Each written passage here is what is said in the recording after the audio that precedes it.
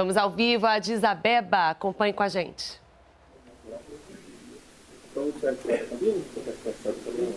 Eu vou colocar ele, tá bom.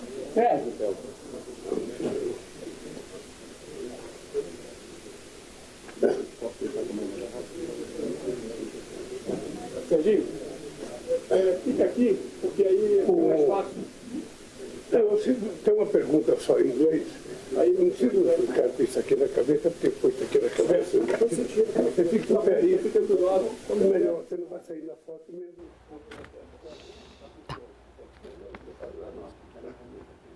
Você confere imagens ao vivo da Etiópia, de Addis Abeba. O presidente Lula fala com jornalistas após uma visita de Estado à África. Vamos acompanhar. Essa é uma das viagens mais importantes que eu fiz. E certamente de todas que eu farei, essa continua sendo uma reunião extremamente importante, porque eu pude falar para quase que a totalidade dos países africanos de uma única vez. Se eu tivesse que visitar cada país, teria 54 viagens, o que seria impossível fazer até o final do mandato. E para mim, falar com os presidentes dos países africanos é sempre um motivo de muito orgulho. Primeiro porque eu tenho claro e gostaria que o Brasil tivesse claro de que nós temos que ter uma relação preferencial com o continente africano. Não só porque o continente africano faz parte da nossa história, faz parte da nossa cultura, faz parte do nosso jeito de ser, do nosso jeito de falar, do nosso jeito de cantar, faz parte da nossa cor, mas também porque o continente africano é um espaço extraordinário de futuro para quem acredita que o sul global vai ser a novidade do século XXI na nova economia mundial.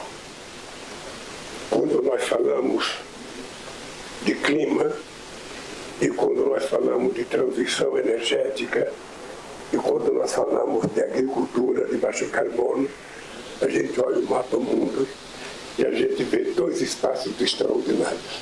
Um é no continente latino-americano, dentro do mapa do Brasil, e o outro é no continente africano, com a quantidade exuberante de milhões de hectares de terras a serem exploradas para que a gente possa produzir a agricultura saudável que o mundo necessita, a agricultura de baixo carbono que o planeta precisa, e também a possibilidade de fazer com que os países africanos, que durante muito tempo foram explorados, eu disse hoje na reunião com o presidente africano que desde a Conferência de Berlim de 1884, quando a África foi dividida para os países do velho continente, para a Inglaterra, para a França, para a Alemanha sobretudo, esse continente era um continente autossuficiente na produção dos seus próprios alimentos.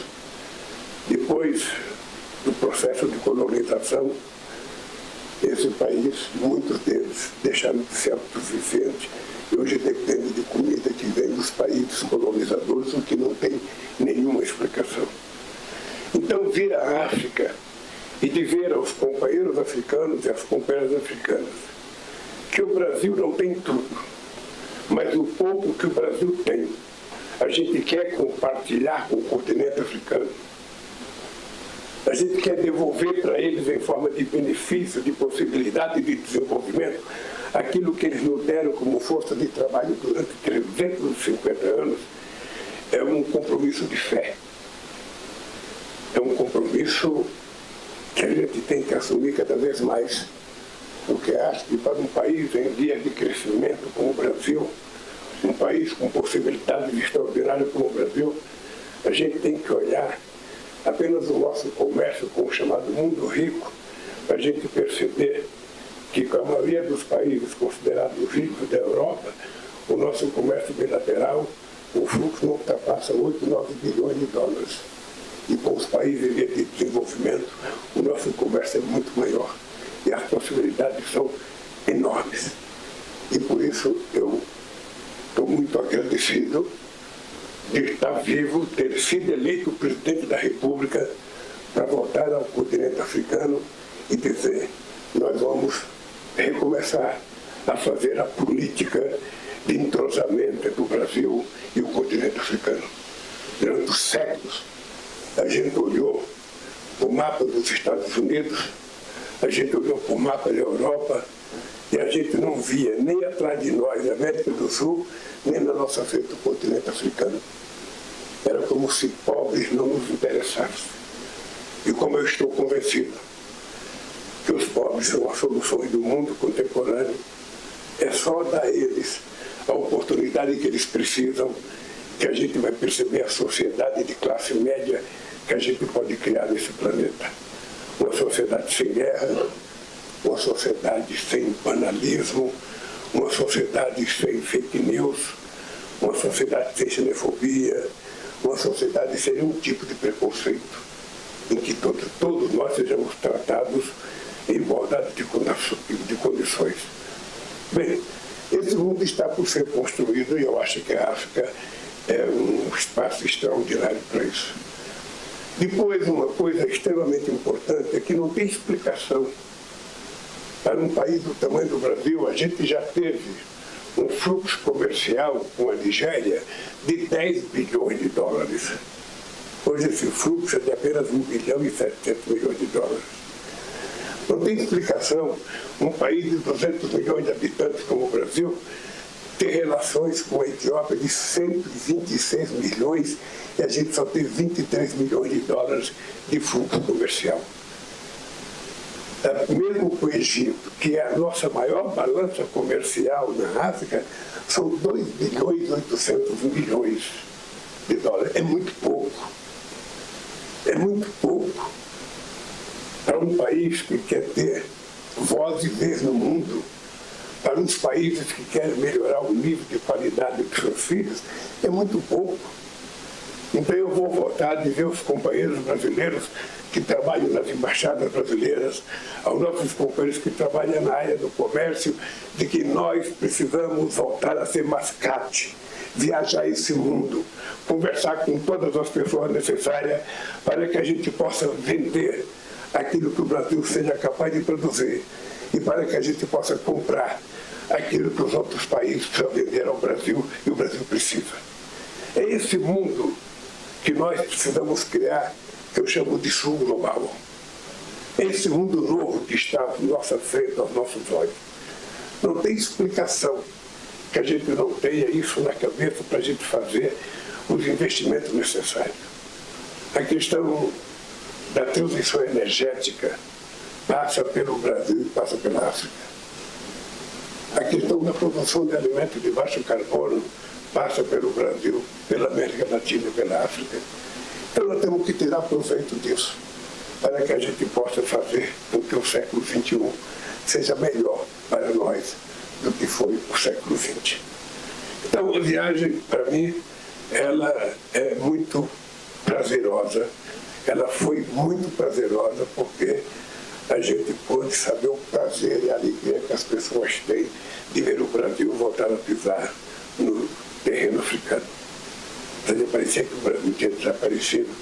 E o Brasil voltou, não apenas por causa do samba, não apenas por causa do carnaval, mas o Brasil voltou por causa da política. Porque agora o Brasil tem um governo que tem relação privilegiada com o continente africano. Não só porque o Brasil precisa economicamente, mas porque o Brasil tem dívidas históricas a pagar com solidariedade, sabe? E com transferência de conhecimento, sobretudo na questão da agricultura. Por isso, eu saio daqui satisfeito. Obviamente que mais um domingo sem ver o Corinthians jogar, nem sei se vai ganhar ou se vai perder, porque com o Palmeiras hoje. Mas, de qualquer forma, depois de um longo e tenebroso inverno de perder tantos jogos seguidos, já ganhamos 2 jogos seguidos, eu volto para o Brasil na expectativa de que, como descer no aeroporto, o Corinthians ser mais feliz ainda. No mais, se vocês quiserem fazer uma ou duas perguntas sobre a minha viagem, se for para perguntar coisa do Brasil, eu queria aconselhar vocês perguntarem quando a gente retornar para o Brasil. Se for para perguntar coisa da África, pergunta o que quiserem. Senão não vale a pena viajar. A gente viaja para discutir a África, aí vocês perguntam de São Bernardo do Campo, ou seja, Espera só um pouquinho. Espera só um pouquinho, a companheira jornalista da África do Sul. Please state your name and do your question. Name, media, and do your question. Obrigada. I am Karim de Plessis and I work for the Africa Report. I'm based in Johannesburg. And I have a question in terms of Brazil's, the outreach by the Global South to Africa. We've seen in the past,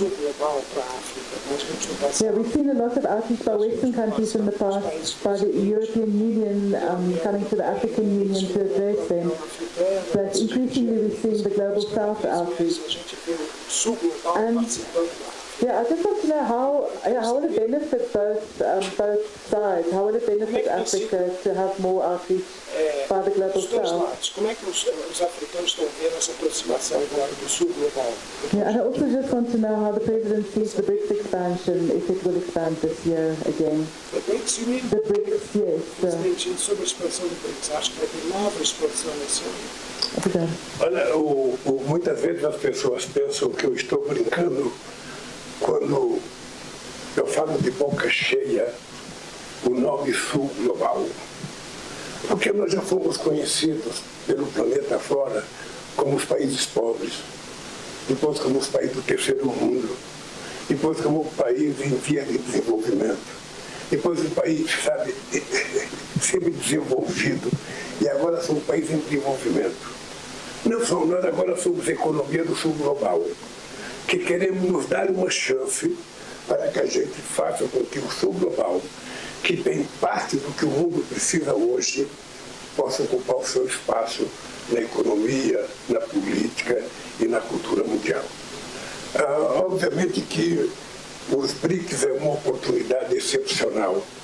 Nós achamos que é preciso trazer outros países dos BRICS, que é da África para os BRICS, nós achamos que é preciso outros países da África participar do G20, mas nós estamos apenas começando.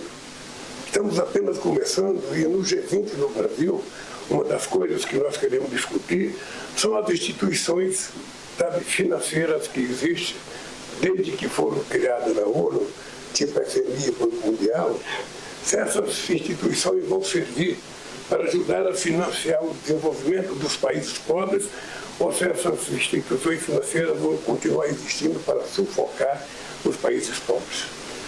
O continente africano, eu não tenho o número preciso, mas é uma dívida do continente africano da ordem de 860 bilhões de dólares.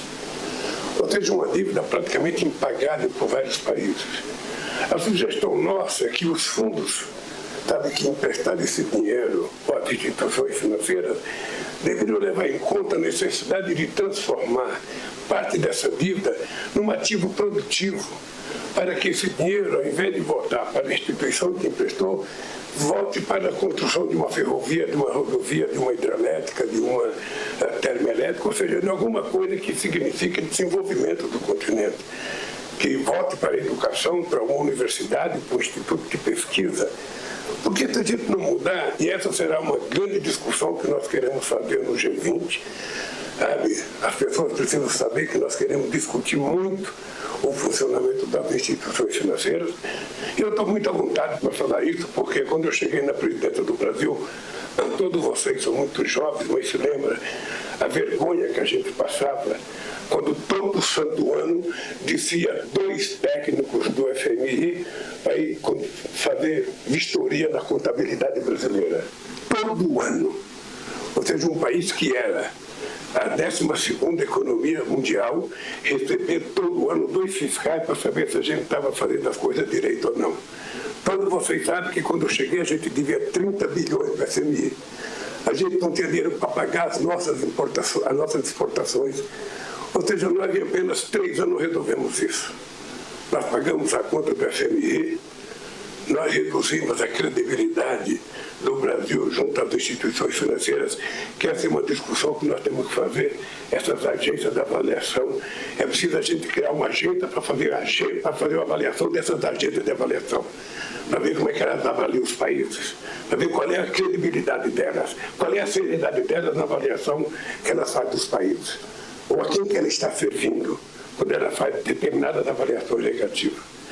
Então, graças a isso, sabe, vocês se lembram que em 2005 a China, a Índia atingiu a primeira vez na vida a reserva de 100 bilhões de dólares. E quando eu vi que a Índia tinha feito uma reserva de 100 bilhões de dólares, eu fiquei pensando, o dia que o Brasil conseguir fazer uma reserva de 100 bilhões de dólares, a gente vai estar muito, muito, muito bem colocado na fotografia. Ou seja, chegamos a fazer 370 bilhões de dólares de reserva. O Brasil chegou a ser a 4ª reserva, sabe, internacional do mundo. Isso permite que o Brasil seja o que o Brasil é hoje. Um país que, mesmo desgovernado como foi nos últimos 4 anos, mesmo desgovernado, abandonado, o país tinha sustentação, porque tinha um colchão que dava segurança àqueles que ainda queriam acreditar para investir no Brasil. Então nós queremos discutir isso no G20. Nós queremos fazer essa discussão, vamos convidar os economistas mais importantes do mundo para fazer a discussão, porque nós precisamos disso. Além disso, nós queremos discutir, sabe, o funcionamento das Nações Unidas. Porque do jeito que está hoje, efetivamente a ONU não representa mais as razões pelas quais ela nasceu. Ou seja, ela não consegue resolver nenhum problema.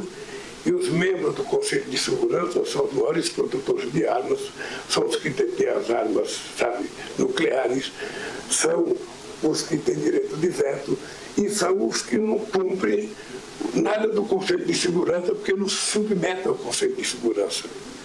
Então, ou seja, se a gente não aproveitar esse momento histórico e discutir esses assuntos, nós nunca vamos discutir. Ou seja, eu tenho dito aos companheiros presidentes que eu tenho conversado que a gente não tem que esperar a boa vontade de alguém que é fixo hoje no Conselho de Segurança entender que é hora da gente entrar no Conselho de Segurança. Quem está não quer que ninguém mais entre. Ou seja, quem tem que brigar para entrar somos nós que estamos de fora, que queremos construir uma nova geografia mundial balizada na realidade local. A geopolítica é outra, diferente de 45, diferente de 48, diferente de 50. O mundo é outro. Então nós precisamos fazer com que haja uma representação mais robusta de mais países. Por isso é que nós defendemos a entrada. Pode ter 3 países da África, pode ter 2 da América Latina, pode ter a Índia, pode ter a Alemanha, sabe? Pode ter o Japão. Ou seja, nós precisamos colocar mais gente e acabar com o direito de veto na ONU. Acabar com o direito de veto, porque não é possível que um país sozinho possa vetar a aprovação de uma coisa aprovada por todos os membros. Então nós estamos construindo um novo mundo. Vocês estão lembrados que a gente, em 2003, a gente disse que um outro mundo era possível, um outro Brasil era possível. Eu estou acreditando que é possível construir outro mundo. A África é uma parte do mundo que pode crescer muito. Os países ricos precisam acreditar no investimento, sabe, que tem que fazer no continente africano. E o Brasil, humildemente, quer trazer para a África aquilo que nós podemos trazer. A experiência do sucesso da agricultura brasileira. Não é só o sucesso do agronegócio brasileiro. Quando a gente fala do agronegócio brasileiro, a gente tem que lembrar que o Brasil tem 4.600.000 propriedades com menos de 100 hectares de terra que são responsáveis pela produção de quase 80% das coisas que nós consumimos. E é uma agricultura de muita qualidade. Então, tudo isso a gente pode trazer. Nós aprovamos o nosso programa Mais Alimento, nós vamos discutir para ver se a gente pode estender o programa Mais Alimento para o continente africano, para o continente latino-americano, ou seja, para que os países pobres possam comprar máquinas e implementos agrícolas mais baratos, com financiamento mais longo, para que a gente possa, sabe, aumentar a produção agrícola dos pequenos e médios produtores. Então, é isso.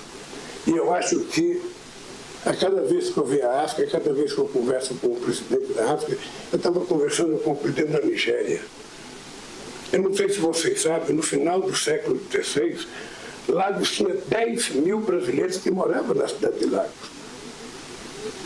10 mil brasileiros, tem rua com o nome de coisa do Brasil. Ou seja, o Brasil se afastou da Nigéria, ou seja, 10 bilhões de comércio, ou seja, caiu para 1 bilhão e 700, 180 bilhões de habitantes lá, 200 no Brasil, e a gente não tem um voo.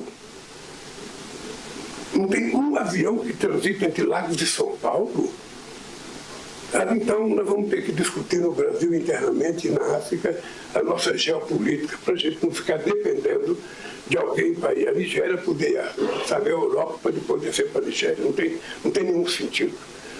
Sabe? A Etiópia tem um avião para o Brasil, mas o Brasil não tem avião para a Etiópia. Sabe? É um contrassenso, porque quem deveria ter mais interesse era exatamente o país que pode, sabe, ter mais indústria, que ter mais tecnologia. Sabe? Mas, lamentavelmente, a cabeça, sabe, do nosso país ainda é uma cabeça muito elitista, muito subordinada à cultura europeia e aos Estados Unidos e não pensa no mundo. Nós queremos pensar, abrir esse mundo para que todos possam participar. É isso. Américo, por favor. Alô? Boa tarde, presidente.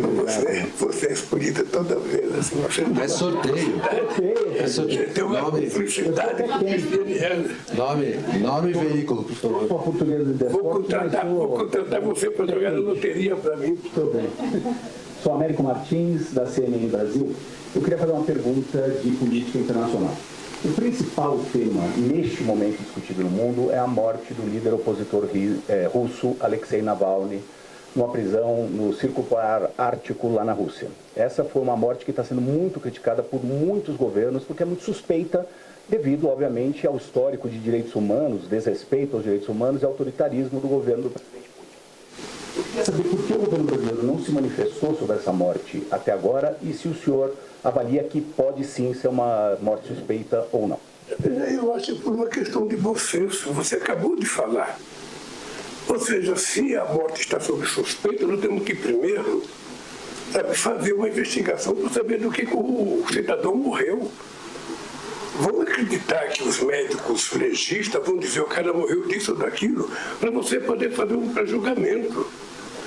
Porque senão você julga agora que foi não sei quem que mandou matar e não foi, e depois você vai pedir desculpas. Para que essa de acusar alguém? Mas sabe quantos anos eu estou esperando o mandante do crime da Marielle? 6. E não estou com pressa de dizer quem foi que matou, eu quero achar. Quando eu achar, vou dizer, foi fulano de tal. Não quero especulação. Então, o cidadão morreu numa prisão, eu não sei se ele estava doente, eu não sei se ele tem algum problema. Sabe, como morreu um cidadão no avião que veio para a Etiópia trazer a delegação brasileira. Vocês sabem que um rapaz morreu dentro do avião. Sabe, a gente vai culpar quem? Tem que fazer a perícia para depois saber o seguinte, olha, esse cara teve tal coisa e morreu. Porque senão é banalizar uma acusação. Sabe? Eu até compreendo os interesses de quem acusa imediatamente, foi fulano, mas não é o meu mote. Eu espero, sabe, que o legista que vai fazer, sabe, o exame diga do que o cidadão morreu. É só isso. Mais uma pelo tempo que a gente tem para ir para o aeroporto. Renato. Bom dia, presidente. Tudo bem? Renato, da Folha de São Paulo. Presidente, eu preciso perguntar sobre a fuga dos presos de Mossoró. Só queria saber uma avaliação do senhor e se o senhor considera que houve falhas e de quem.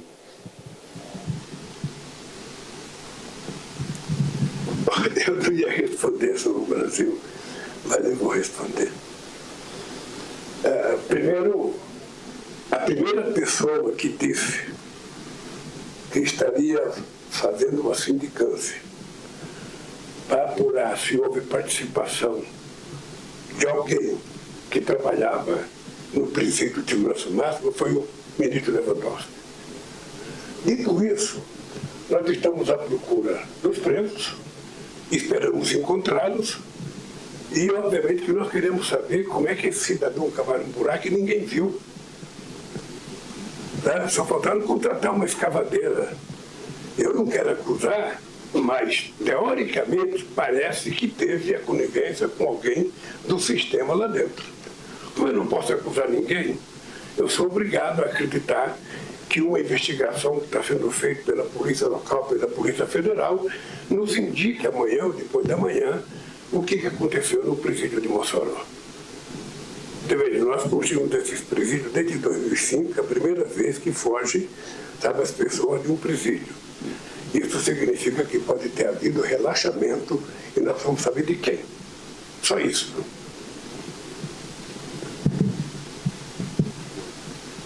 Pronto. Tem um pedido aqui de uma última pergunta, que é esta. Dá tempo, Lúcia, tá o microfone aqui atrás. Por favor, nome e veículo. Tudo bem, presidente. Lúcia Miesel, da Rádio França Internacional para o Brasil. No Egito, o senhor prometeu uma nova ajuda para a Agência de Refugiados Palestinos em Gaza. A gente gostaria de saber de quanto vai ser essa ajuda, quando vai ser, e também qual é o objetivo do Brasil anunciando essa medida num contexto em que vários países estão suspendendo a ajuda por suspeita de conexões entre funcionários da agência e o grupo Hamas, né? O senhor criticou, inclusive, no Egito, essa suspensão, num contexto também que eu gostaria de talvez relacionar com o contexto da Venezuela, em que a agência de direitos humanos da Venezuela, da ONU na Venezuela, funcionários estão sendo expulsos de lá, 72 horas para eles saírem. Gostaria de saber se o senhor se pronuncia sobre isso também. Não, eu não tenho as informações, sabe, do que está acontecendo na Venezuela, na briga da Venezuela com a ONU. Eu posso responder essa pergunta com precisão quando eu chegar ao Brasil, tiver uma reunião com a política externa brasileira e saber. Veja, é muito engraçado. É muito engraçado.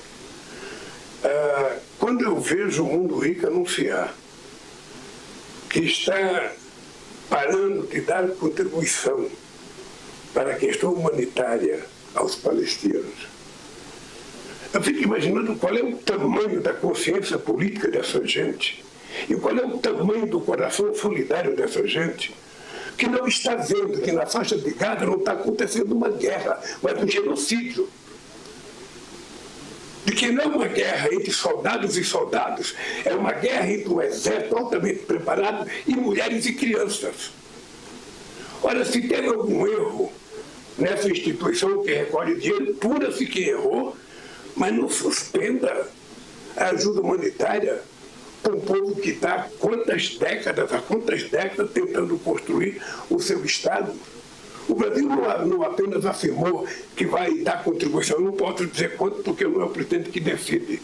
Sabe? É preciso ver quem é que cuida disso no governo para saber quanto é que vai dar. O Brasil disse que vai defender na ONU a definição do Estado palestino ser reconhecido definitivamente como Estado pleno e soberano. É importante lembrar que em 2010 o Brasil foi o primeiro país a reconhecer, sabe, o Estado palestino. É preciso parar, sabe, de ser pequeno quando a gente tem que ser grande. Sabe, o que está acontecendo na faixa de Gaza com o povo palestino não existe em nenhum outro momento histórico. Aliás, existiu quando Hitler resolveu matar os judeus. Então não é possível que a gente possa colocar um tema tão pequeno, sabe? Você deixar de ter ajuda humanitária. Quem vai ajudar a reconstruir aquelas casas que foram destruídas? Quem vai distribuir a vida de 30 mil pessoas que já morreram, 70 mil que estão feridos? Quem vai devolver a vida das crianças que morreram, sem saber por que estavam morrendo?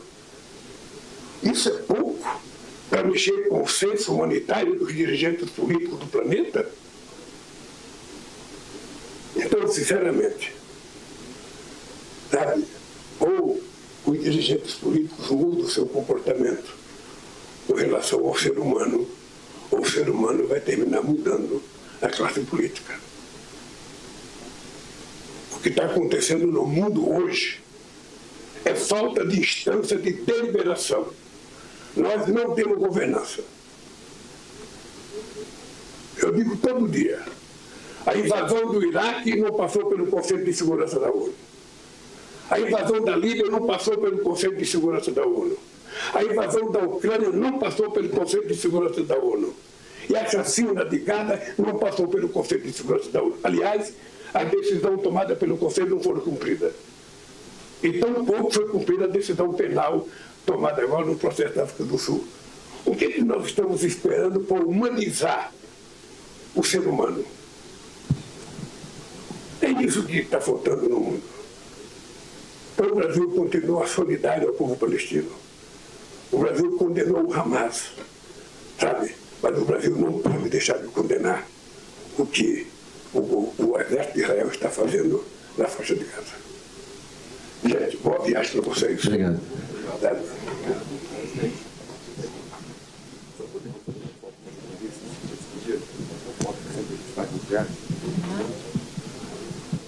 Esse Juca está virando o maior vendedor de foto que eu conheço. Vocês podem vir para cá, se quiserem. Você acompanhou a entrevista à imprensa concedida pelo presidente Lula, que encerra visita oficial à Etiópia. Lula destacou a importância da visita ao continente africano, não só pelas semelhanças entre Brasil e África, mas principalmente pelo enorme potencial do continente, por exemplo, de produzir alimentos por meio da agricultura de baixo carbono, o que mostra a relevância da África para o sul global.